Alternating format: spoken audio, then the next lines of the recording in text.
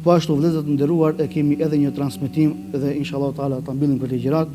Transmetohet një ditë prej ditësh, një prej dietarëve të hershëm doli në drejt. Teksa po ecte, i zuri syri një kalorës që po ecte me mburrje, me kibër, me kryenalësi subhanallah. E ndalon dhe i thot, çfarë është i gjithë ky kibër, i gjithë kjo mburrje, i gjithë kjo kryenalësi? Thot, unë jam zotëriu i mbretit. Kujdesen për ta. E ushqej ata.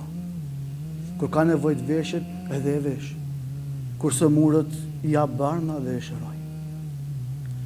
I dituri, fillimisht dëgjon dhe më pas përgjigjet tha, unë e pas kam punën më mirë se ti. Se unë kam një Zot, një Allah, një Rabbul Alamin, që kur kam nevojë për ushqim më furnizon. E kur së mure më shëron. Dhe kujdeset për gjithë jetën e tij dhe madje me shpërblim jep dynja edhe në ahiret. E kjo çka ndodh? Ndodh kur robi Allahu subhanahu wa taala lidhet fort me Allahun subhanahu wa taala, mbështetet fort me Allahun subhanahu wa taala dhe e njeh Allahun subhanahu wa taala përmes emrave dhe atributeve të tij prej më të bukurave.